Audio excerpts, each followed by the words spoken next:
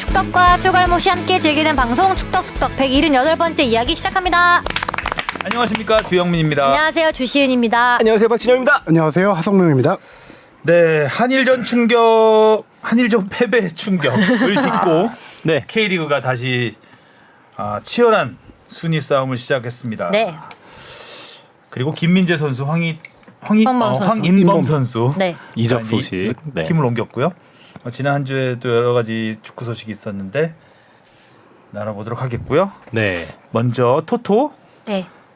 주시은 아나운서 1개. 저 처음인 것 같아요, 정말.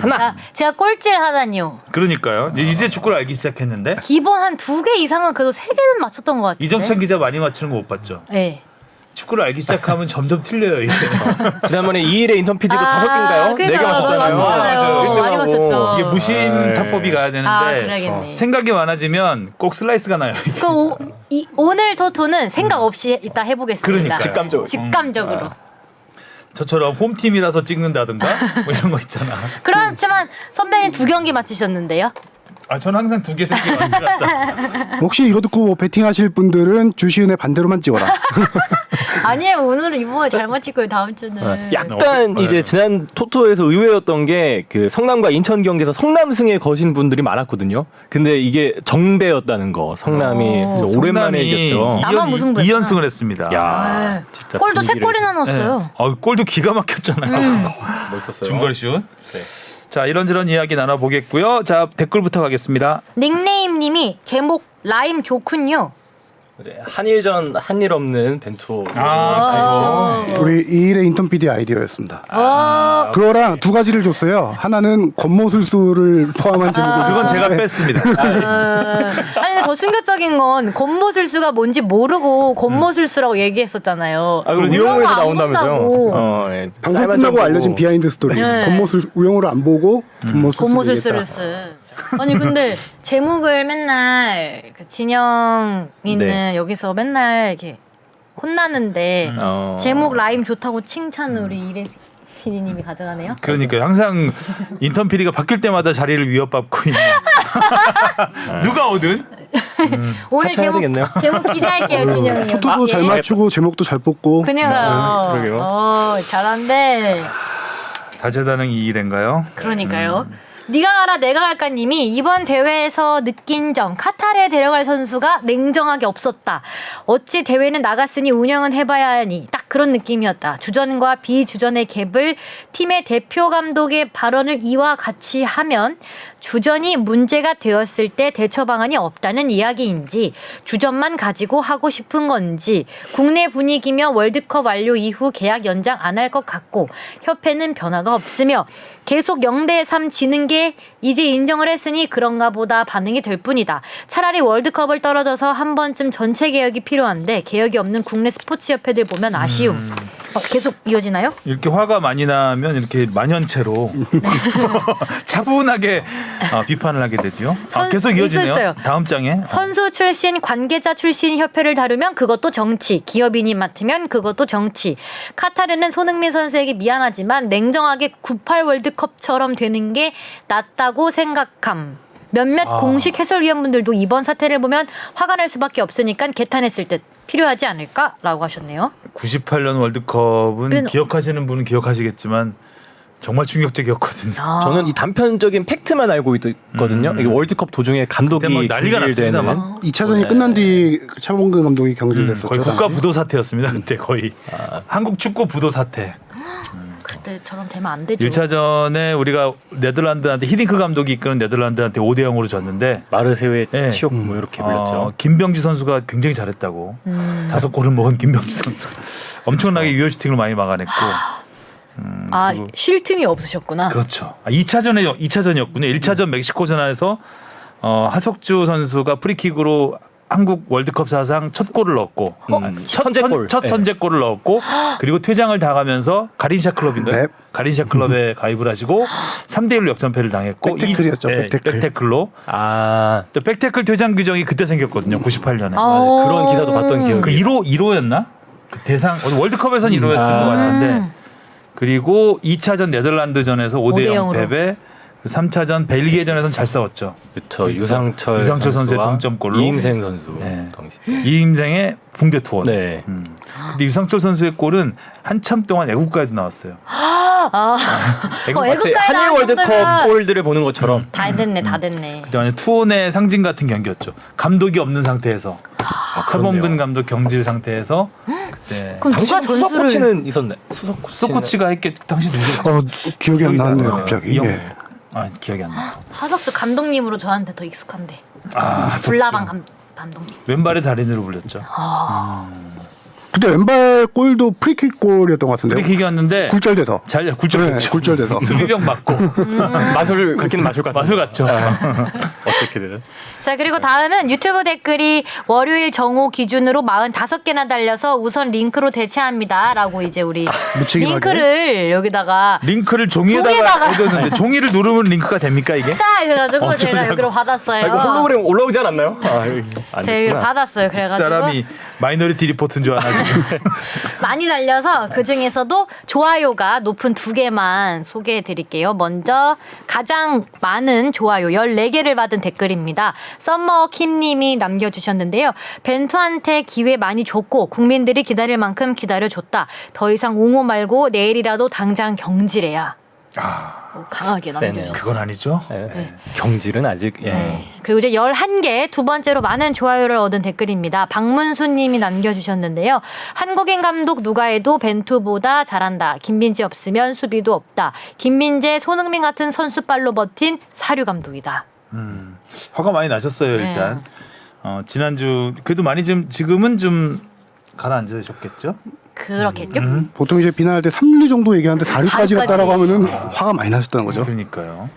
분위기 좀 확 많이 바뀐 것 같아요. 지난번에 월드컵 최종 예선까지만 하더라도 네. 벤투 감독님이 이게 옹호 여론이 상당히 많았는데. 제가 그때 한번 약간 그쵸. 비판했다가 혼났죠. 사류 기자라고. 근데 또 이렇게 또 그렇게 되네요 분위기가. 원래 흐름은 그렇게 가는 겁니다. 그럼 다시 올라갈 흐름인가요? 그죠. 희망사항으로는 2차 예선 때 이제 안 떨어질 좋아. 게 없죠 사실은. 그렇죠. 2차 예선 때 안 좋았다가 최종 예선 때 그쵸. 올라갔다가 지금 다시 내려왔고 이제 올라가야 할 타이밍인데 이제 결과보다 내용에 있어서 그 과정 내용과 과정에 있어서 선수를 뽑는 과정이라든가 이런 부분에 있어서 이제 그런 부분이 좀 좀 아쉬웠던 부분이 있지만 어쨌든 뭐 결과만 따져도 네. 이렇게 실망하기보다는 이제 올라갈 일만 남았다. 라고 기대를 해야 되지 않겠습니까 우리가? 그럼 올라가야죠. 그런데 이제 걱정인 게 떨어져요. 그러니까요. 걱정인 게 성적이 이렇게 안 좋을 때도 선수들은 벤투 감독에 대한 믿음이 굳건했었거든요. 선수들이 빌드업 그쵸. 축구에 대한 믿음이 항상. 굳건했는데 이번 인터뷰가 선수들에게 어떤 영향을 끼칠지가 조금 뭐 인터뷰에 오해가 있었다고 하지만 뭐 선수들의 마음가짐이 어떻게 좀 달라질지 혹시 그 이후로 추가로 해명한 게 있었나요? 뭐 벤투 감독님이든지. 없었던 것 같아요. 축구협회에서 해명을 했는데 해명을 이상하게 했죠 좀. 어떻게? 뭐라고 했나요? 들어도 약간 해석이 좀 안 되는데 한국말인데요. 협회가 그러니까 있으면 네. 그러니까 협회를 통해서 이 본 뜻이 뭐냐 협회도 벤투 제가 기사에 안 감독에게 썼어요 그 부분은. 오히려 더 말이 안 된다 이거는. 아. 썼는데. 이게 논란이 되니까 벤투 감독에게 협회가 확인을 했어요. 어떤 의도로 말을 한 것이냐. 그랬더니 이제 벤투 감독이 요새 인터뷰를 영어로 하는데 영어 공부 열심히 하지만 완전히 능숙하진 않잖아요. 그 주어를 빼먹었다는 거예요. 그 질문 자체가 질문도 영어로 질문이었어요. 현장에서 그 리포터가 질문하는데 K리거들과 지금 어린 선수들의 활약을 이번 대회에서도 어떻게 평가했냐라는 질문이었는데 대답을 그렇게 한 거였죠. 근데 주어가 데이라는 주어를 썼는데 그 주어가 본인은 K리그와 J리그의 차이를 설명한 것이다라고 얘기를 했대요. 그 갭 차이는 K리그와 J리그의 어떤 수준차 이런 거에 대해서 좀 얘기를 했다. 지금 다 표정도 뻥져있는데 이해 안 가죠. 우리도 들으면서 이해가 안 가서 이걸 기사에 도저히 녹일 수가 없었던 부분이에요. 녹이려고 했거든요 양승현 기자가. 제가 막았어요. 이거는 오히려 더 오해를 부를 수 있다. 기사가 근데 높겠네요 그러다가. 이래나 저래나 약간 선수들 입장에서는 이렇게 들어도 별로 이렇게 그러니까 썩 좋을 것 같은 그러니까 얘기는 아닌 것 같아요. 그거죠. 서로 국내파들끼리 했잖아요. 서로 국내파들끼리 했는 그렇죠. 선수들은 다 기분이 안 좋긴 하겠네. 서로 K리그와 J리그. 네. K리그와 J리그의 차이를 했다는 것도 좀 말이 이상하죠. 주전과 비주전의 차이가 아니라 K리그 그러면 J리그가 주전이고 K리그가 비주전인가? 그러니까 약간 본인이 뽑은 선수들이 있네. 선수들 입장에서 그러니까 해명도 좀 이상하게 해서 이게 원래 또 무언가를 비판할 때 가장 안 좋게 그러니까 특히 자기 팀 선수들 이게 비교하는 게 제일 안 좋잖아요. 무엇이든. 좀 그런 뜻이 아니고 다른 좀 그러니까 미안하다고 하고 그런 뜻이 아니었다라고 했어야 되는데 니들이 잘못 알아들은 거야 약간 그런 느낌? 나는 그렇게 말한 게 아닌데 니들이 잘못 알아들은 거야. 뭐 언론이 확대 생산한 거야. 약간 이런 식으로 반응이 나왔기 때문에 뭐 이거 가지고 뭐 계속 물고 뭐 꼬리를 물고 논란이 이어질 필요는 없겠지만 하여간 대한축구협회 해명에도 문제가 좀 있었죠. 뭐 9월달 A매치 있을 때 벤투 감독이 직접 결자해지 않은 모습을 보여주는 것도 나쁘지 않다고 생각해요. 물론 성격상 그럴 것 같진 않지만 어떤 좀 오해가 있었다면은 직접 기자회견에서 하는 게 낫지 않을까. 9월 A매치가 좀 상당히 부담스럽겠어요. 그렇겠어요. 네. 자 무엇이든 물어보세요. 그러면 이렇게 닫지. 장진성 님이 보내셨습니다. 동아시안컵 보다가 궁금해졌습니다. AFC에서 코로나 전에 곧 산하 연맹컵 대신에 유럽이나 북중미처럼 아시아 네이션스리그 체제로 바꾸려다 코로나 터지고 논의가 중단된 거로 아는데 다시 논의가 이루어지는지 궁금합니다. 이것도 좀 관심이었죠 그때. 네, 2018년도에 유럽 네이션스 리그가 창설하면서 이런 아시아에서도 이런 거 만들어야 되지 않겠냐. 아시아 축구연맹에서 실질적으로 논의를 하기도 했었는데 당시에 이제 많은 회원국들에서 좀 반대가 있었다라고 해요. 그래서 최근에 다시 물어봤더니 물론 코로나 때문에 잠잠해진 것도 있지만 최근에 물어봤더니 뭐 전혀 뭐 이거에 대한 논의는 전혀 없는 상황이다. 라는 건데 아시아 어떤 지리적 여건상이라도 조금 이건 좀 너무 힘들죠. 멀죠. 네.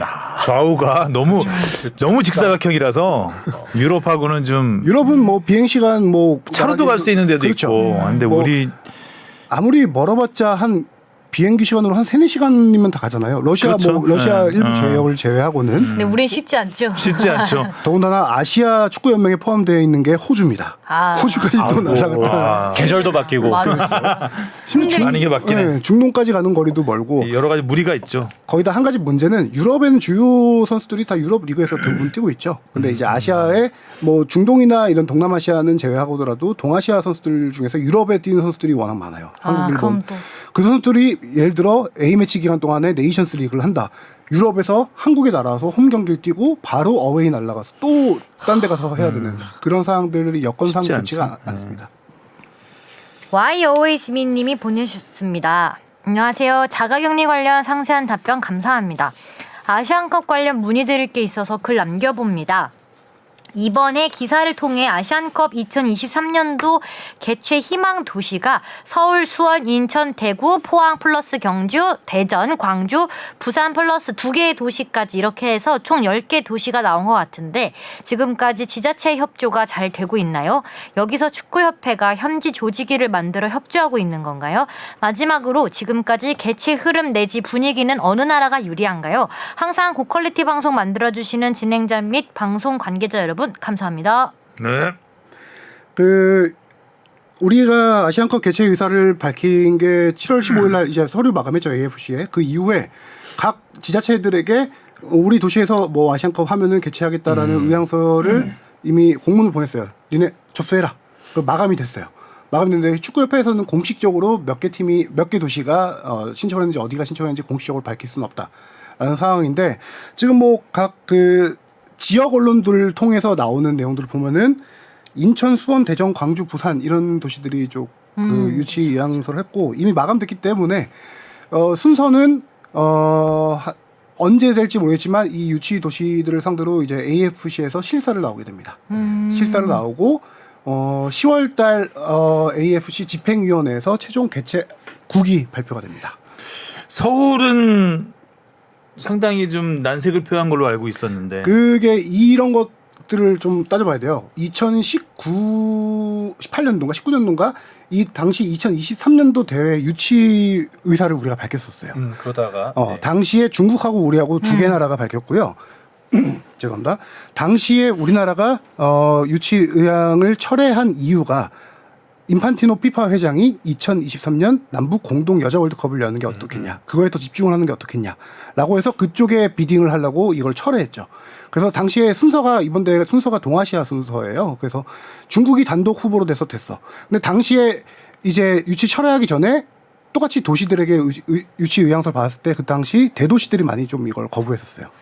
서울도 비롯해서 여러 도시들이 거부했었는데 당시 뭐 여러 여러 문제들이 있겠지만 지자체가 이런 대회를 개최하려면은 교통, 숙박 이런 것들에 대한 편의를 많이 제공을 해야 되는데 그 당시 시기에 이게 맞지 않았다고 판단을 했겠죠. 근데 이번에는 또다시 했는지 서울이 했는지 안 했는지는 좀 아직 파악을 못했는데 그건 나중에 좀 실사하고 나면 그 과정을 알게 될 거고.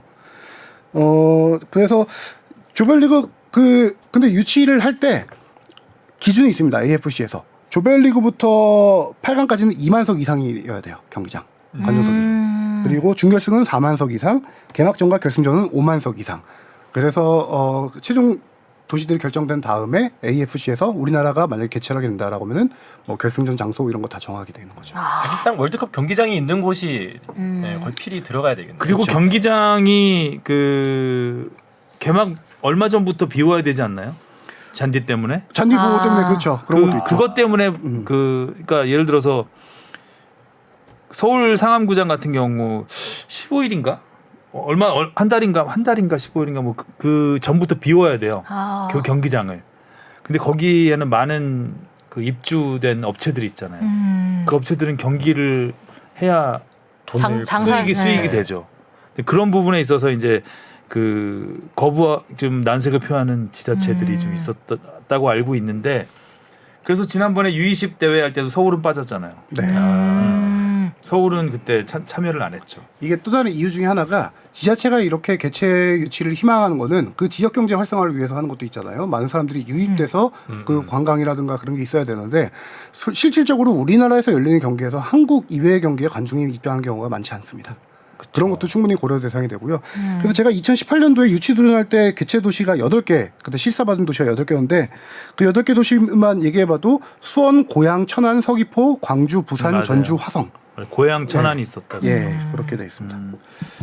그래서 지금은 이렇게 뭐 큰 도시들이 언급이 되고 있지만 과연 이 도시들이 정말 적극적으로 참여할 수 있을지가 그렇죠. 의문이고 우리가 좀 늦게 시작을 했잖아요. 지원 자체를. 네. 그런 부분도 있고 또 갑자기 시작을 했죠. 한마디 때문에. 네. 예. 이제 개최 흐름을 좀 물어봐 주셔서 간단하게만 말씀드리면 아까 말했다시피 지금 동아시아 차례예요, 이번 대회가.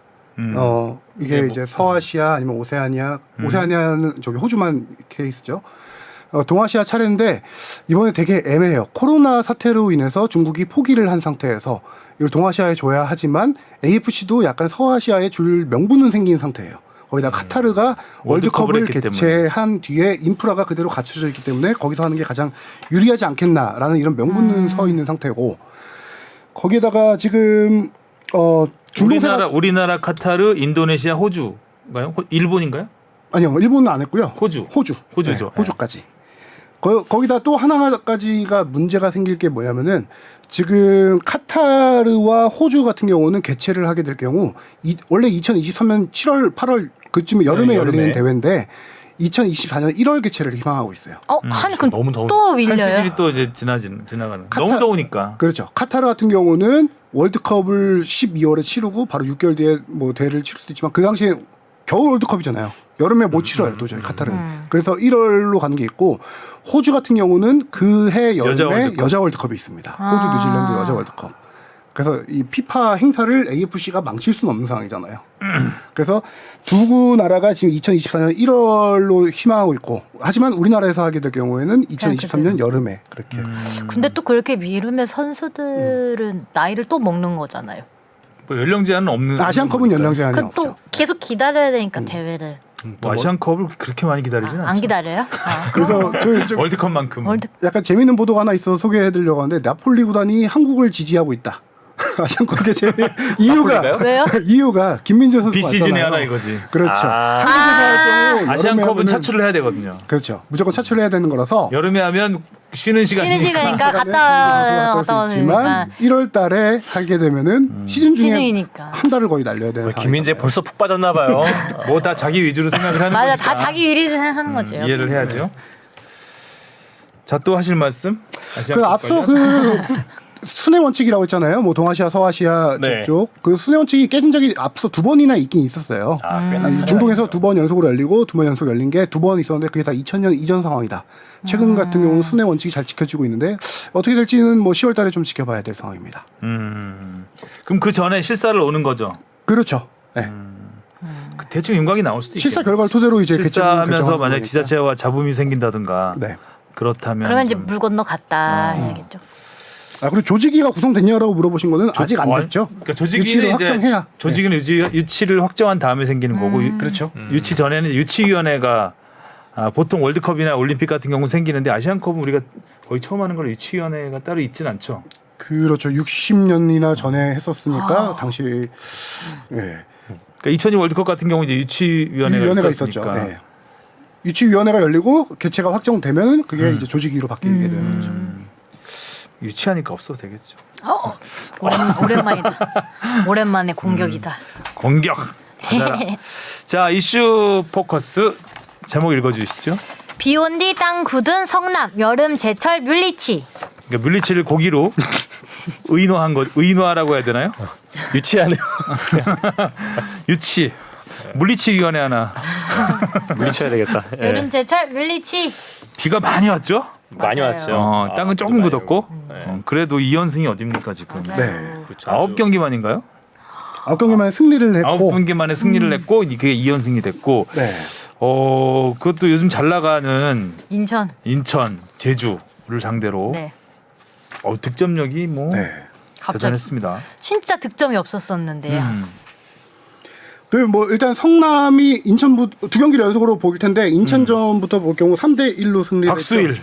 아 기가 너무 막혔어. 잘 쳤어. 감차가 손흥민존 아니었나요 거의? 그렇죠. 약간 그거 손흥민존인데 이렇게 가까운- 감차인데 네. 휘어지는 각도가 이렇게 완만하게 휘어지는 게 아니라 마치 그 투심처럼 투심이 아니라 투심 페스티벌처럼 투심이 아닌데 야구 얘기하시면 위험합니다. 위험하다. 갑자기 오랜만에 얘기하려니까 커터처럼 직구처럼 날아가다가 끝에서 살짝 휘는. 살짝. 그러니까 그거는 굉장히 세게 찼다는 거거든요. 그래서 그 처음에 흰발로 가다가 마지막에 회전이 걸리면서 싹 휘는. 근데 되게 꽤 먼 거리에서 찼는데 진짜 네. 멋있다. 정말 멋있는 골이었습니다. 이 경기에서 박수일 선수가 그렇게 멋진 골을 넣고 또 물리치 선수가 이 경기에서 골을 넣지 못했지만 활약이 엄청 좋았어요. 그렇죠. 물리치 선수 같은 경우는 올 시즌에 정말 지난 시즌에 워낙 잘했기 때문에 기대가 컸었는데 워낙 부진했잖아요. 라마다 기간 지난 시즌도 여름에 잘했었나요? 초반에 좀 잘했던 것 같아요. 여름까지 잘했던 것 같아요. 딱 여름까지. 그럼 여름 제철은 지금 2경기 보고 제철이라고 한 건가요? 네. 가장 더웠으니까요, 요 근래. 물리치 선수는 정말 올 시즌 선발로 나오기가 힘들 정도로 많이 폼이 떨어져 있었어요. 특히 라마단 기간 거치면서 선수가 많이 이제 그때 당시 식사도 제대로 못하고 체력도 떨어져 있는 상태에다가 아니 부상이 없는데 몸이 아프다고 한다. 계속 이런 상황이었거든요. 감독 입장에서는. 마음이 아팠던 건가? 그러다가 동아시아 휴식기를 거치면서 물리치가 확 살아났는데 이 경기에서 골은 못 넣었지만 물리치가 슈팅을 7개를 퍼부었습니다. 야. 올 시즌 최다입니다. 그게 한 경기 최다인데 물리치가 그 앞서서 경기당 2개씩밖에 못 때렸었어요. 평균 올 시즌에. 근데 이날 경기에 7개를 때리고 그 다음 경기 2골을 넣은 경기에서도 슈팅을 또 7개나 뽑아냈는데 이게 성남이 달라졌다. 물리치가 당연히 이제 앞장서서 성남이 달라졌다고 보였는데 성남이 이날 인천전에서 슈팅 25개를 때립니다. 유효 슈팅이 14개인데 이게 물리치 효과도 있겠지만 밀로스라고 여름 이적 시장에서 영입한 공격형 미드필더 선수가 공격을 많이 풀어주는 물리치와 연계 플레이가 상당히 좋아졌더라고요. 그래서 성남도 올 시즌 슈팅이 10개에 불과했는데 전체 경기당 평균 10개에 불과했는데 이날 25개를 때렸다. 이날 비하인드 스토리를 들어보니까 김남일 감독이 동아시안컵 휴식기 동안에 선수들과 소통을 위해서 엄청 많이 노력을 했다라고 하는데 어떻게 뭐 유치하게 들릴지 모르겠지만 선수들의 속마음을 알기 위해서 롤링 페이퍼를 돌렸다라고. 귀여워. 김남일 감독님께서 네. 한참 그 진짜 엄한 표정에 소위 빠따자로 불렸던 롤링페이퍼 너무 오랜만에. 좋아하는 사람 겪고 막 이런 거 아니에요? 너무 오랜만에 들어봐요. 속마음 적는 거. 익명으로 쓰면 더 좋을 텐데. 익명으로 쓴 마치 건가요? 마니또처럼. 그것까지는 제가. 그리고 연령별로 팀을 나눠서 따로 다 식사를 하면서 정말 소통을 했다라고요. 그게 선수들에게 자신감 심어주기 위해서 많이 좋은 말들을 많이 해줬다라고 하는데 하긴 예. 지금 상황에서 뭐 어떤 기술적인 걸 가르칠 수 있는 상황도 아니고 네. 일단 멘탈이 중요하니까 예. 그 부분에 신경을 쓴 거죠. 롤링페이퍼 좋다. 그런 것도 사실 그 멘탈이 가장 힘든 건 어떻게 보면 김남일 감독님일 수도 있는데 그렇게 먼저 이렇게 또 손을 내밀고 본인이 또 노력을 한다는 게 그래서 그 멘탈을 잡은 효과가 이번 경기에 나타났다라고 보는 게 권한규 선수가 첫 골을 넣었어요. 이 선수가 성남의 큰 이정료 지부라고 데려온 수비수예요.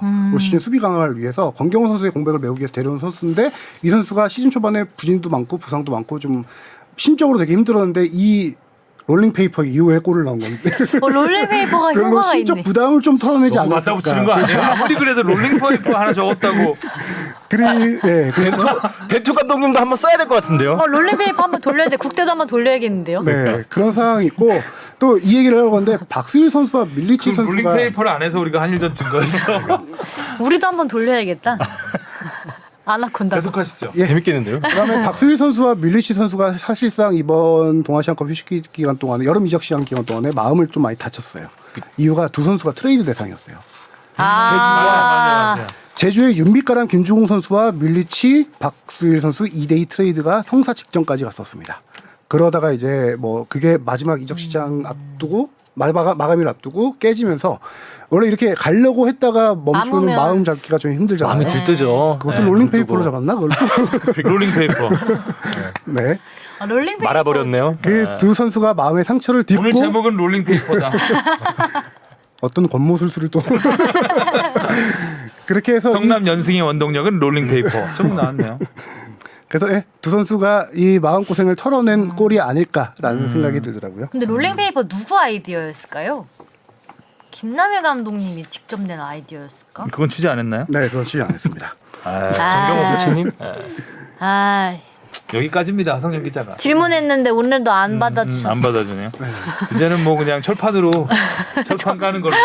무시하고 그래 써라 막는다. 무시하고 할 얘기 계속 하겠습니다. 그래서 성남서부터 보면은 성남서부터 플래카드 보면은 진짜 막 마음이 이게 그게 느껴지는 게 우리는 아직 포기하지 않았다라고. 아, 여기 예전에 몇 년 동안 있었던 그 인천의 기운을 성남이 가져간 것 같아요. 그 약간 짠함과 모두가 같이 분위기가 응원하는 지금 그렇죠. 좀 살아나고 있잖아요. 또 성남이 승점 18점, 수원 삼성이 21점 이에요. 21점, 김천이 23점. 물론 경기 수는 조금 차이가 있긴 경기 수는 하지만요. 이제 그렇죠. 수원 삼성이 한 경기를 덜하긴 했지만 현재 분위기라면 충분히 강등권 탈출이 가능하다. 그렇죠. 그래서- 거기다가 지금 이번 경기 물리치 두 골 넣으면서 제주를 잡았어요. 물리치 그런데 물리치를 바꿔 왔어요? 밀리치. 물리치잖아요. 왜 밀리치. 그러세요 자꾸? 근데 그러네. 제주를 자꾸 잡았어. 물리치고 싶네. 제주를 잡았어요. 제주. 근데 진짜 이러다가 최하위에서 탈출할 수 있는 가능성이 보이는 게 그 다른 아까 위에 있던 김천과 수원 삼성이 그렇게 분위기가 좋지는 않거든요. 김천은 맞아, 지금 최근 김천도. 14경기에서 1승 5무 8패. 최근 4경기에서도 김천이 지금 이게 로테이션 기간이죠 선수. 선수 이제 그렇죠. 쭉 빠지고 제대하고 이제 들어오고. 그리고 수원 삼성이 최근 10경기에서 승리 없이 4무 6패를 기록하고 있어서 이 성남이 지금 2연승 분위기 한 번 이기면 쭉쭉 올라가면 또 어떻게 될지 모르겠는데요. 성남이 다음이 어디죠? 다음 성남이요? 경기가 김천이네. 아이고. 또 그 다음 경기가 수원 삼성 경기가 알고 있거든요. 이 두 경기에서 굉장한 진짜 변화가 있겠네. 근데 이 두 경기는 서로 아주 물고 무는 경기인데요. 그러네요. 김남일 감독이 경기 후 밝혔죠. 수원은 어떻게든 잡겠다. 아, 순위를 역전해 보겠다. 자, 아무래도 조금 더 가시권에 있는 팀. 지금 12위는 무조건 강등. 네. 네. 11위는 와 12가 플레이오프. 12위와 11위가 플레이오프를 플레이오프 하는 해야 거죠. 되죠. 네. 야, 김천은 1년 만에 또 내려갈지도 모르는 위기. 그리고 성남이 솔직히 지금 구단이 위기 자체가 위기예요. 아. 이재명 전 시장 수사받고 있고 그- 그거기 때문에. 수사받고 있는데 지자체장이 바뀌었잖아요. 아, 그렇죠. 지자체장이 이제 뭐 국민의힘 신시장이 됐는데 최근에 또 인터뷰 정치가 개입하면 안 그렇죠. 되는데, 이거. 정치가 입히면 안 되는데 아. 최근 인터뷰에서 처음으로 성남 FC에 대해서 언급을 했어요. 새 시장이 개선 의지 없고 꼴찌만 하고 혈세만 잡아먹는 하마를 계속 갖고 가는 것은 성남 시민에 대한 배임이다. 비리의 대명사다. 이런 구단주 하고 싶지 않다. 기업에 매각하거나 제3의 길을 찾아야 한다. 이런 누구죠 정도의 성남시장이? 신상진 시장이죠. 네, 전화하세요. 예전에 경남 그 홍준표 네네네. 지사 시절에 경남 경남을 없앤다고 한 번 해서 해체한다. 예, 좀 문제가 됐는데 자꾸 이게 지자체는 이게 문제예요. 그러니까 좀 말이 안 나올 정도로 워딩이 나 너무 놀랬어. 분위기 세더라고요. 예. 예전에 한번 성남 그 일화 시절에 그러니까 종교가 네. 끼어 있잖아요. 통일교가 있으니까 그 당시 성남시장이 기독교 신자였어요. 그래서 그 문제 때문에 성남을 아마 없애려고 했던 것 같은데 그때도 그래가지고 막 굉장한 시위가 있고 그랬었는데 이러면 팬들이 가만히 있지 않을 것 같은데 네. 그때도 팬들의 저항이 굉장했고 그래서 결국 통일교인 일화가 떠나고 시민구단이 됐었죠. 이게 무슨 뭐 구단에 신경을 쓰고 뭐 성적이 안 나온다나 뭐 이런 말이 뒤따라오면 모르겠는데 뭐 축구에 관심 1도 없으신 것 같은 분이 와서 갑자기? 무슨 돈 뭐 빨아먹는 그런 뭐 팀으로 만들어 버리니까 이건 그냥 축구를 좋아하는 사람한테도 되게 기분 나쁜 말로 들리네요. 비리의 온상이라고요? 네. 참. 비리의 대명사다. 이재명 전 시장에 대한 어떤 이렇게 뭐 그게 그러니까 그건 있으니까. 그거고 네. 예. 그거야 뭐 정치적으로 해결하면 되는 거고 그 스포츠는 스포츠대로 계속 가야 되는 거죠. 근데 선수들은 얼마나 마음이 아프겠어요. 구단주가 이렇게 말을 하고 있고 맨날 클럽하우스는 압수수색 들어오고 사무실 압수수색 클럽하우스도 들어오고. 압수수색했어요? 네, 들어갔습니다. 클럽하우스에서 압수수색을 왜 뭐가 하지? 있지? 클럽하우스 새로 지은 지 얼마 안 됐는데 거기 좋게. 그러니까 이번에 새로 지었잖아요. 네네. 그렇죠. 저도 뭐 보도 보니까 그 클럽하우스도 압수수색을 했다라고 하더라고요. 선수들이 그거 다 지켜보고 있는 거잖아요. 그러니까 참. 네. 이런 도끼를 품고 그러니까 정말 이겨내자! 반전을 이뤄내고 정말 희소식이 없어서 롤링페이퍼가 그 반전의 이유가 맞는 것 같아요. 아무런 롤링페이퍼, 이유가 없어요. 아니 근데 정말 이 얘기 들으니까 그냥 확 강등권 탈출했으면 좋겠네요. 보란 듯이. 진짜 그랬으면 좋겠네요. 그러니까 그런 도끼도 진짜 있었겠네요. 도끼도 마음속으로. 있었겠죠. 그랬군요. 힘내길 바라겠고요. 아. 그리고 울산과 전북의 선두 싸움 계속해서 치열하게 이어지고 있는데 울산이 어제 경기에서 네. 이겼잖아요. 네. 어제도 경기가 서울하고 네, 있었구나. 어제 울산이 서울과 비겼어요. 서울이 아주 좋아요. 서울 1년 체코가 또 골 넣었어요. 그 바코골 서울 얘기로 갑자기 넘어가나요? 선두권 싸움 얘기하려고 그러다가. 그러니까 해보세요. 좋습니다. 일류첸코도 얘기를 해야죠, 당연히. 일류첸코 너무나 뭐 매번 아니 FC 전반 어떻게 된 겁니까 지금? FC 전반. 일류첸코가 오니까 후반이 완성됐네요. FC 전후반으로 풀 경기 90분. 아니죠. 반대가 됐습니다 지금. FC 후반. FC 후반이야? 후반이 됐네. 근데 확실히 제가 그 일류첸코가 서울에 말문 왔을 터뜨리고. 때 기대했던 그 부분, 그러니까 뭔가 전북에서는 그 크로스에 헤딩만 하는 그런 역할에 치중했다면은 서울에서는 이전 포항 시절에 보여줬던 팔로세피치와 그런 팔로세비치 뭐야? 팔로세비치. 티키타카가 잘 이루어지지 않을까라고 했는데 그게 딱 보여지는 것 같아요. 그러니까 일류체코 선수가 정말 밑으로도 많이 내려와주고 많이 뛰더라고요. 네, 많이 뛰면서 뭐 이전에는 오히려 90분 뛸 수 있는 체력이 좀 모자란 거 아니냐. 물론 지금도 교체 출전 많이 하고 있지만 딱 띄워줄 때는 진짜 많이 띄워주면서 그런 최전방의 고민을 확실하게 그 어시스트 할 때도 네. 어시스트 할 때도 보면 이게 겉으로 걸려 넘어지면서. 넘어졌는데 기어이 잡아서 골을 만들어냈죠. 그것뿐만 아니라 진영. 페널티 박스 앞쪽으로 공 날라오는 거 있으면은 약간 우린 등딱이라고 표현하잖아요. 네. 버티고 서가지고 공을 잡아서 연계해주고 본인이 뛰어 들어가는 플레이. 이게 서울하고 되게 잘 맞더라고요. 네. 그래서 일류첸코 선수도 이번 울산전이 끝나고 했던 얘기가 좀 와닿더라고요. 그러니까 서울은 진짜 축구를 하려고 한다. 공간을 잘 사용하고 유기적인 움직임으로 공격과 수비에서 좋은 아이디어를 지녔다. 이적하기 전부터 이런 스타일이 내게 잘 어울린다고 생각했다. 이렇게. 그럼 전북은 전북은 가짜 진짜 축구 안 한다는 축구. 거예요? 뭐 저는 그렇게 말하진 않았는데 뭐. 전북은 가짜 축구다. 가짜 축구다. 아주 그냥 확 선을 긋네. 전북 팬들 여기 전화하세요. 제가 진짜는 서울인 걸로 하죠. 자, 010. 자 여기로 전북 팬들 여기로 전화하세요. 아까 FC 전반을 제가 FC 후반이 됐다라고 표현하는 것 중에 하나가 이제 일류첸코가 지금 3경기 뛰었어요. 3경기 다 이제 이번 경기는 전반 후반에 좀 그쵸, 교체 투입되긴 했지만 아닉스 감독이 일류첸코의 몸 상태를 파악했을 때 전북에서 많이 못 뛰어서 지금 90분 뛸 체력이 아니다라고 생각을 해서 후반에 일류첸코를 투입합니다. 그러기 위해서 팀 구성 자체를 후반에 좀 후반에 분위기를 바꾸는 구성으로 많이 바꾸고 있어요. 지금 나상호 선수 계속 후반에 나오고 있잖아요. 팔로세비치도 나사오가 있으니까 또 그렇죠. 일루첸가 더 사는 것 같긴 하다. 그렇죠. 지금 그래서 최근 경기들을 보면은 후반에 서울이 경기를 뭐 동점 만들거나 역전하거나 하는 2경기 연속 포항전에도 역전승이었잖아요. 2대1. 이번에도 울산전에서 후반에 득점을 만들어냈고 아닉스 감독 자체가 후반에 힘을 주는 선발 라인업을 꾸리는 것 같더라고요. 맞아요. 그게 이제 일류첸코가 조금 더 너무 흐뭇해하는데. 그러니까 너무 흐뭇해하는데. 간만에 미소를 봅니다. 서울 얘기할 때. 아니면 지난주에 황인범 선수 얘기하면서 굉장히 슬퍼했는데 우울했죠. 또 이렇게 한 주 만에 뭐또 이제 뭐 한승규 선수도 돌아오고 이혜석 선수도 돌아오고. 이번에 일류첸코 선수의 골자문도 한승규 좋은 선수의 것만 중거리 보여, 이제. 슛이 조현 선수가 골키퍼 천에다가 그렇게 된 거고. 일류첸코가 전북에서 17경기에서 2골밖에 넣지 못했었는데 지금 3경기 와서 2골에 1도움. 연속 야, 3경기 연속 공격 포인트. 올해 초에 오지 그냥. 일류첸코의 경기 체력이 이제 풀타임 뛸 때가 되면은 그게 이제 뽕 PD의 바람대로 FC 서울이 될 FC 전반 후반이 완성체. 아닌 FC 서울이 될 거를 아닉스 감독은 구상을 하고 있겠죠. 또 이색적인 장면도 하나 있더라고요. 이게 일류첸코 선수가 굳건히 그 전방에 있다 보니까 최전방에 있다 보니까 박동진 선수가 후반에 이제 교체 출전하는데 본인의 제 역할 수비수로 그렇죠. 뛰더라고요. 아. 네, 진짜 중앙 수비수로 들어가고 이한범 선수가 좀 한 라인 정도 앞으로 나가는. 그래서 맞다 박동진 선수가 원래 수비수였지 하는 것을 또 보게 돼요. 또 그런 연쇄 효과가 있네. 그렇죠. 자, 울산과 전북을 다시 보겠습니다. 그 울산 얘기 하나도 안 했는데 1등은 울산입니다 지금.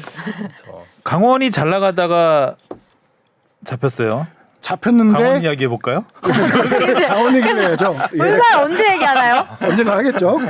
강원이 정말 이 경기 잘했어요. 울산이 이번 시즌에 거의 점유율을 진 경기가 한 경기 정도밖에 없었던 걸로 졌네. 기억하는데 51대 49. 이 경기가 슈팅도 훨씬 많았네요. 네.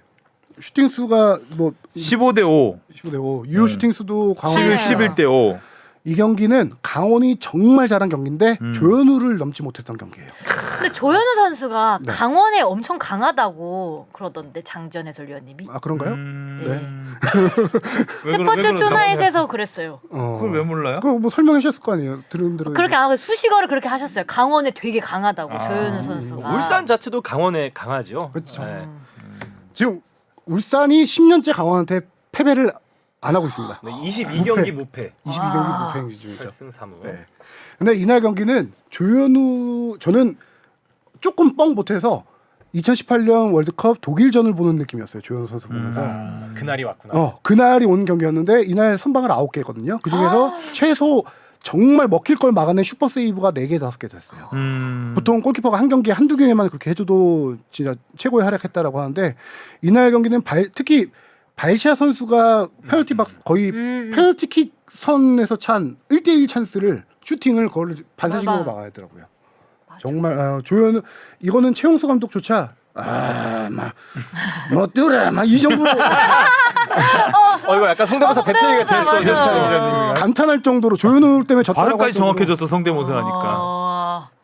저 지난주에 정찬 선배님이 그쵸 양현준 얘기. 양현준 선수 좀 달라. 얘기할 때 했는데 또 다르네요. 일단은 최용수 감독 그냥 이거부터 시작하면 그래서 조현우를 뚫지 못했는데 강원이 경기력을 압도했다고 했잖아요. 강원이 지금 발시아가 외국인 선수가 새로 들어오면서 2골 넣었고 거의 다 측면 양현준 선수, 김대현 선수. 김대현 선수가 이날 시즌 10호골일 거예요. 맞아요. 네, 두 네, 잘 양현준 정말 방향만 그렇죠. 탁 틀어가지고. 그렇죠. 그 컵백이라고 하죠, 그거를. 그 공격 삼각편대가 제대로 지금 화력을 발휘하고 있어요. 그래서 강원의 상승세는 계속 이어질 것 같은 느낌이 들어요. 이날 뭐 패배를 했지만, 졌지만. 네, 그렇죠. 그리고 빠르더라고요 선수들이. 엄청 빠르죠. 네. 많이 뛰고. 양쪽에서 정신이 없던데. 울산 같은 경우는 이날 2대1 승리를 했는데 이청용 선수가 시즌 첫 골을 21경기 만에 터뜨렸죠. 그래서 프로 데뷔 후 18년 만에 22시 클럽에 가입했습니다. 와우 축하드립니다. 20을 왜 이렇게 뭐 유럽에서 많이 뛰었겠지만 진짜 18년 20 만에 홈런 20도루죠. 혼나요. 오늘 혼날 각오하고 지금 막 던지고 있어. 그리고 아까 강원은 한국영 선수가 드디어 돌아왔습니다. 아. 부상에서 돌아와서 2개월 만에 선발 출전했는데 이날 한국영 선수가 중원에서 지켜주는 힘이 좋아요. 그래서 강원은 앞으로 좀 지켜봐야 될 상황 같습니다. 골은 뭐 울산 골 둘 다 예술이었죠. 그렇죠. 이청용 선수도 빠르던데요. 네. 그 스피드가 더 골키퍼가 좋아진 것 같아요. 대표팀에서 지금 활약해도 되면 어쩔까? 풀백은 소화가 되나 이청용 선수? 이청용 선수 풀백. 우리가 좀 풀백이 문제잖아요. 옛날에 국가에서 그렇다고 한번 근데 뛰었던 부를 것 것 같진 같은데. 않은데. 그럴 것 같지는 않은데 아니 울산에서도 한번 풀백으로 ACL에서 풀백으로 뛸 수 뛰었었나? 있을 것 같다는 생각이 윤일록 들어서 선수가 뛰었던 것 같고 풀백 가능성이 있을 거라고 저는 생각합니다.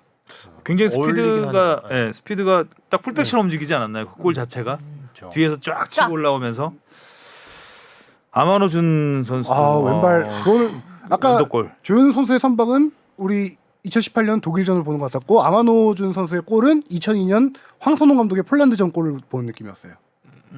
왼쪽 측면 크로스 올리고 왼발 논스톱으로 바로 때리는 그렇죠. 어려운 슛이었거든요, 상당히. 그렇죠. 너무 하프발리. 네. 어떻게 그렇게 하지? 좋겠다. 부럽죠? 네. 자 그리고 전북은 일단 오늘 경기를 하긴 하는데 아, 그쵸. 네, 지난 주말엔 이기고 오늘이 강원. 강원. 아. 오늘 빅매치죠. 오, 흐름 좋. 제대로 붙었네요. 한 경기 일단 울산이 잘 서울한테 반쯤 발목을 잡혔기 때문에 네. 전북 입장에서 강원을 잡으면 이제 강원이 대어가 됐어. 그죠? 대어를 잡는 거예요. 거기다가 울산이래. 전북과 강원 오늘 밤에 열리는 경기에 전북이 변수가 많은 게 백승호 선수가 지난 경기에서 허벅지 부상으로 나갔습니다. 그래서 이후로 못 뛰고 홍정호 선수가 지금 아킬레스건 부상으로 못 나옵니다. 아킬레스건은 좀 심한 부상을. 아니요, 근데 아킬레스건 부상에서 회복했다가 돌아왔다가 재발한 상태인데 염증이에요. 그래서 지금 한 2, 3주 정도 결정할 걸 예상하는데 이미 제주전부터 홍정호 선수 못 나왔어요. 그쵸. 그 전부터 계속 다쳐가지고 못 나왔는데 지금 거기다가 또 한 가지 전북 같은 경우는 외국인 선수 지금 일루첸코를 보내고 저기 쿠니모토 선수가 음주 문제로 나가고 바로 선수와 구스타브 2명밖에 없는 상황에서 조지아 출신의 테크니션을 영입을 했는데 메디컬 탈락으로 이 선수가 계약을 취소했습니다. 그러니까 메디컬을 그거 탈락했어요. 비하인드가 진짜 궁금하더라고요. 왜 메디컬을 탈락했. 1차 메디컬을 오케이 해서 오피셜 발표했는데 추가 메디컬 그러니까 한국에 없어요. 지금 현재 없는데 현지에서 해본 결과 그거는 지금 구단이 밝히지 않고 있는데 뭔가 구단이 요구하는 수치에 못 올라왔다. 근데 그 선수가 바코가 조지아 출신이잖아요. 바코보다 더 테크니션이라고 알려진 선수였어요. 조지아 국가대표고. 근데 그 선수가 없기 때문에 지금 전북은 외국인 선수 2명으로 팀을 운영을 해야 되는 상황이에요. 근데 또 수비도 홍정호 선수 없고 그렇죠. 백승호 선수 중간에 없고. 네. 어우 쉽지 않네요. 쉽지 않죠. 메디컬 쉽지 않아요. 테스트라 하면은 뭐 거의 뭐 체력적인 테스트가 제일 많은 건가요? 체력적인 부분에서. 건강이죠, 대부분. 건강인가요? 그럼 뭔가 진짜 건강에 문제가 뜻밖의 있나? 뭐 뭔가 질병이 간수치. 그럴 수도 있죠. 그 메디컬 못 탈락했다는 뒷목 잡고. 선수 인권 문제를 위해서 밝히지 않는 겁니다. 밝히지 않죠. 메디컬 못 탈락. 프라이버시니까. 네. 물론 이제 그 체력, 그 근력이라든가 이런 것도 측정을 하긴 하는데 선수기 때문에 그런 걸로 탈락할 경우는 거의 맞아. 없고. 우리도 건강 검진 하고 입사해. 그렇죠. 메디컬 테스트가 색약 뭐 이런 거. 일반 건강 검진을 다 포함돼 있는 데다가 기본적으로 또 뭐가 있냐면은 선수들 같은 경우는 러닝머신을 뛰면서 뭐 이 체크하죠. 다 달고 맞아. 심박수 뭐. 네. 지구력 체크하고 스프린트 체크하고 이런 걸 다 하는 거죠. 그런데 전북이 지금 이런 안 좋은 여건 속에서도 제주에 올 시즌 2번 다 졌나 그랬을 거예요. 맞아요. 최근 안 좋았었는데 맞아. 예. 전북이 1대0으로 이겼는데 문선민 선수가 드디어 시즌 첫 골을 터뜨렸습니다. 아 시즌 첫 골인가요, 문선민 선수가? 골. 이 비하인드도 재밌습니다. 그동안 유튜브 활동하다 못 넣었다는 얘기 그렇죠. 같은데. 문선민 선수가 늦게까지 좀 방송하시는 경우가 많더라고요. 그래요. 네, 문스타 TV라고 그러면 안 되는데 유튜브 너무 맞붙이면 그동안 방금 말씀하셨다시피 문선민 선수가 부진한 게 워낙 지금 그 게임 방송을 하고 있거든요. 유튜브 방송. 게임을 워낙 좋아해서 이게 문제가 많다라는 거는 시즌 초반부터 얘기가 있긴 있었어요. 그래서 동계 전지훈련 기간 동안에 김상식 감독이 문선민 선수 그 전지훈련이니까 같이 팀메이트, 룸메이트가 있을 거 아니에요. 매일 밤 몇 시에 자는지 체크를 했더라고요. 방송하고 늦게 자고 할까 봐. 근데 문선민 선수는 아니다. 나는 일찍 자고 훈련도 제대로 다 하고 하는데 감독 눈에는 그렇게 안 보일 수는 있겠죠. 그리고 본 사람이 있을 수도 있잖아요. 그렇죠. 새벽에. 저 도네이션 하고 새벽에 라이브를 하더라. 그래서 김상식 감독이 계속 이렇게 관리를 하고 있는데도 뭐 게임을 계속했는지 이젠 충격요법을 주기 시작합니다. 갈수록 출전 시간을 줄이고 아예 선발 명단에서 빼고 그렇게 해서 계속 부진이 이어지니까 그렇게 충격요법을 줬는데 이번에 동아시안컵 그 휴식기 동안 정말 많이 불러서 혼냈다고 해요. 문선민 선수, 김상식 감독. 롤링페이퍼로 때렸나 보다. 그리고 페이퍼를 말아서 여기 그렇죠. 롤링페이퍼로 때리고 또 밀당을 했죠. 특훈을 시켰대요 따로. 그래서 문선민 선수가 정말 그 훈련 때 폼이 많이 좋아졌대요. 이번 휴식기 동안에. 일단 그 얼굴과 몸을 보면 이 선수가 운동을 했는지 안 했는지 알잖아요. 근데 몸이 더 단단해진 것 같아. 더 약간 살이 빠지면서 단단해진 것 같은 느낌이 좀 들었어요. 심지어 워낙 안 좋으니까 이적 시장 열렸을 때 이 선수 그 이적 얘기도 많이 나왔었거든요. 뭐 제주, 거의- 강원 얘기도 많이 나왔었고 네, 인천 돌아간다 뭐 이런 뭐 얘기도 얼핏 그런 들었던 얘기도 것 같고요. 있었죠. 그렇지 유튜브 자체가 이적 행위니까. 그래도 그게 효과가 있어요. 그래서 그렇게 특훈을 해서 이번에도 후반 교체 투입이었을 거예요. 네. 교체 투입되자마자 골을 넣었거든요. 관제탑 세레머니 안 하고 바로 김상식 감독이 가서 안겼죠. 그때 롤링페이퍼를 이젠 내 오늘 차례다. 뭐 기승전 롤링페이퍼야.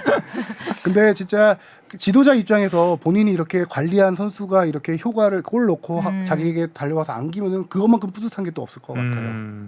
그래도 성과를 거뒀네요. 그렇죠. 사이가 좋아서 다행입니다. 그래서 좀- 당근과 충격요법에 둘 다 효과를 봤네요 이번에. 네. 그래서 전북 같은 경우는 구스타보가 최전방 지키고 왼쪽에 바로 선수 쓰고 오른쪽이 이제 한교원 선수, 문선민 선수 왔다 갔다 하면서 그나마 조금 한숨 이제 문선민 선수가 좀 터졌으니까 이제 활약을 좀 해주면은 우승 경쟁에 조금 더 힘을 낼 수 있지 않을까라는 생각이 들죠. 안 좋은 여건 속에서도.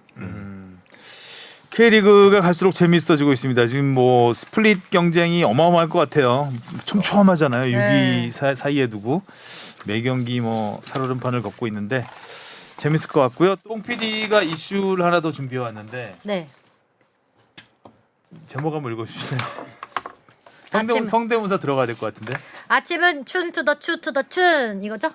네. 맞아? 우영우 안 본다면서 왜 우영우를 썼어요? 그러니까. 아는 척은 해야 될 것 같아서요. 아침은 춘 투더 추 투더 춘. 서아시아 변호한 AFC. A to the FC to the C 하지 왜?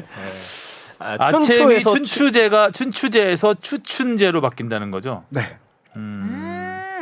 쉽게 설명하면은 봄에 시작해서 가을에 끝나던 게 가을에 시작해서 봄에 끝나는 유럽 리그 방식으로 유럽 챔피언스 리그와 똑같은 그러면 아. 이제 각국 K리그와는 크게 겹치지 않을 수 있다라는 얘기인가요?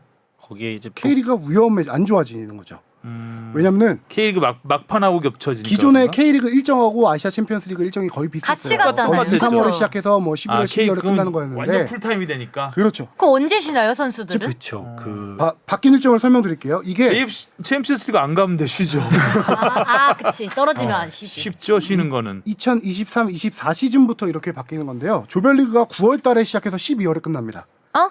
그리고 16강이 그 다음에 이듬해 2월, 8강이 3월, 4강이 4월, 5월에 결승. 딱 챔피언스 리그랑 똑같아요. 유럽 챔피언스 리그랑. 그러다 보니까 K리그 입장에서는 11월 달에 시즌 끝난 끝나잖아요. 다음에 12월 쉬어야 되는데. 12월 달까지 조별리그를 치러야 돼요. 그리고 동계 휴식기 되게 짧게 가져간 다음에 바로 전지훈련 가서 전지훈련도 빨리 끝내고 16강전을 2월에 치러야 되는 상황인 거죠. 한마디로 1년 동안 거의 쉴 틈이 없이 경기를 치러야 되는 상황이고요. 조별리그 막판 순위 경쟁이 치열할 때 12월 달에 선수들 체력 다 떨어진 상황에서 조별리그를 치러야 되고 아직 체력이 완성이 안 된 2월 달에 16강전을 치러야 되는. 그럼 중동 팀만 좋겠네요. 그렇죠. 중동 팀은 여름에 워낙 덥기 때문에 추춘제를 하고 있죠. 중동 팀에 유리한 방식인 거죠. 찬밥이네요. 네. 동아시아. 그렇다고 해서 뭐 진짜. 이거를 진짜 우리 리그를 바꿀 수도 없는 거고. 우린 지금 이렇게 하는 게 우리 리그는 딱인데. 절대 못 바꾸죠. 네. 겨울에 하는 워낙 어, 더우니까. 큰일 나죠. 선수들만 너무 힘들겠는데. 아유, 네. 동화책 만들어야 되겠네 동화책. 그러니까 이게 제가 지난주에도 얘기했지만 한국과 중국, 일본의 AFC에서 힘이 많이 약해졌다라는 어떤 또 이런 그 결과일 수도 있겠죠. 그럼 또 리그에서 약간 요 아침에 힘을 좀 뺄 수도 있겠네요. 뭐 어떤 팀들은 운영상 어려워서. 최하위 두 팀 나가고 막 챔피언스 리그에. 근데 워낙 또 이 그 상금이 세다 보니까 그렇죠. 아, 쉽게 맞다. 상금이지, 포기하기에는 참. 네.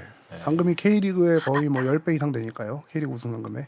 그다음 중동 팀을 당연히 할 수가 없을 것 같은데. 그렇죠. 그럼 기존의 중동 팀들은 춘추제를 했을 때 손해를 보면서 했다고 봐도 무방한 건가요? 이게 역사를 따져야 되는데 처음에는 추춘제로 시작을 하려고 했어요. 네. 시작을 하려고 하다가 그 당시에도 전염병 때문에 뭐였는지 2002, 3년도에 뭐가 있었어? 사스? 하여튼 그런 것 때문에 사스는 2003 그 이후 년에. 이후죠. 하여튼 그 당시에도 네. 지금 코로나 같은 뭐 메르스 이슈 때문에 2010년 근처 아닌가? 사스 메르스는? 아시아 챔피언스 리그로 개편되고 첫 해였어요. 첫 해에 원래 이제 그렇게 하기로 했다가 그런 전염병 때문에 중간이 돼서 시즌이 끝난 게 겨울에 끝나게 됐죠. 아시아 챔피언스 리그가. 2002년이 사스래요. 사스예요. 아 사스. 네. 그래서 일정이 꼬이다 보니까 그때부터 계속 그냥 춘추제로 유지를 해왔던 거예요. 지금까지. 그 어부지리로 그렇게 그걸- 쭉 네. 갔구나. 네. 사스는 중동 우리나라는 큰 타격은 없었는데 중동 쪽이 중국이 좀 심해. 중동 쪽에서 발현했다고 그러지 않나요? 예, 낙타, 예. 낙타와 관련된 것 낙타는 같은데. 메르스. 낙타 메르스인가? 네, 네. 기다려봐요. 찾아봅니다. 그럼 좀 중동 팀은 그간에 어려움이 조동찬. 있었긴 했겠네요. 그렇죠. 중동팀은 몇 년 전부터 이걸 계속 추진해 왔고요. 이게 이제 확정이 돼서 2023-24 시즌부터 시작이 되는 거고 거기다 한 가지 곁들여서 또 기존의 아시아 챔피언스리그에 나갈 수 있는 외국인 쿼터가 3+1이었거든요. 국적 불문 3명, 아시아 쿼터 1명. 그거를 5+1로 또 그 해당 시즌부터 바꿉니다. 2023-24부터. 당장 내년이에요. 네. 중동은 외국인 선수들이 중동 내년이야. 다 해먹으라고 해야 되겠네. 네, 많잖아요. 외국인 선수들이 어마어마한 돈을 자본으로. 들여서 들여오고 네. 중동에 계속 유리한 방향으로 바뀌고 있는 거죠. 갈수록 멀어지겠네요. 챔피언스리그는. 그거 진짜 분리될 수도 있을 것 같다는 생각이 얼핏 드네요. 이렇게 된다면 뭐 따로 해야지. 또 롤링 페이퍼 만드시는 거예요? 어떻게 아침 안에서 때리시려고. 반대쪽으로 말았어요. 필라고. 아하 이거 참 안타까운 일이네요. 동아시아를 버리고 아시아 축구가 흥할 수 있을까요, 과연? 중동 쪽에서도 뭐 잘하는 팀 몇 팀 안 되잖아요. 그렇죠. 몇 나라 뭐 카타르, 이란, 카타르? 사우디. 이란은 뭐 크게 투자 그냥 잘하는 나라고 네. 이란은 뭐 원래부터 잘하는 나라고 카타르, 아랍에미리트는 아니죠. 카타르랑 사우디가 투자를 사우디, 제일 많이 하죠. 카타르와 사우디 축구가. 정도? 네. 카타르가 앞장섰겠죠, 당연히. 네. 씁쓸한 내용이네요. 네. 토토로 분위기 전환할까요? 아, 그럴까요? 저 오늘 잘 찍어야 되거든요. 오늘 6페이지에 경기는 있습니다. 오늘 경기는 빼고 네. 금토일 경기 갈까요? 아니면 토일만 할까요? 아, 금토일 경기. 금토일 경기. 네, 한 라운드. 네. 금토일. 한 라운드니까. 네. 자, 성남 대 김천. 성남. 와. 성남. 성남. 도끼 품었는데 이겨야죠. 성남! 이제 참고로 김천은 지금 병장들이 이제 다 8월 초부터 순서대로 말년 휴가를 나가서 경기가 안 나옵니다. 아, 조규성 선수는 부상 중이고 뭐 정승현 많이 이미 선수 떴네요. 그러면 비롯해서 말년휴가 병장들 중요하지 않아요? 다 말년 그죠? 휴가 나가 있어요. 중요하죠. 자, 서울대 제주. 서울대 제주. 일류첸코 서울. 저도 서울. 주민규가 다시 오랜만에 골을 넣었는데 무승부. 아, 그럼 제가 제주 승을. 포항 대 강원. 강원. 강원. 아, 하성룡 기자 말 듣고 갑자기 강원이 강원. 잘할 것 같아. 원탑 같아 느낌이. 저 포항 갑니다. 김기동 감독님. 그다음에 오, 수원 더비네요. 수원 더비네요. 수원 FC 대 수원 삼성. 수원 FC. 이승우는 나오죠. 잠깐만 지난 경기 두 결장이고. 경기 결장이니까요. 아, 못 나오. 아니 두 경기 결장이니까 아, 네. 오늘 경기까지 아, 결장이죠. 그렇죠. 아, 이승우 나옵니다. 봅시다 한번. 수원 FC. 저도 수원 FC. 네, 다 수원 FC. 올수앱입니다. 전북대 전북대 울산이에요. 와, 재밌는 경기 엄청 많네. 아, 이거를 어떻게 해야 이 K리그 순위가 재밌어질라나? 와, 이거 전북이 이겨야 재밌어지긴 하는데. 전북이 오늘 강원을 잡고 하성이- 전북 울산을 잡으면 와. 1등 되는 거예요? 똑같아지죠. 뒤집어지. 성적 똑같아지죠. 똑같아지나? 똑같아지나? 똑같아. 6점 차인가요 지금? 네, 6점 아, 차. 그럼 똑같아지네요. 하성룡 기자 얘기를 들어보면 전북은 안 좋은 소리만 했고 맞아. 전북이 울산은 좋은 소리만 울산은 좋은 했어요. 소리만 했어요. 전북이 올 시즌에 홈에서 2승밖에 없었는데 최근에 홈 2연승 중에다가 5경기 무패입니다. 이 경기는 홈입니다. 그래도 전북 울산인데 전북 울산에선 어디가 더 강했더라?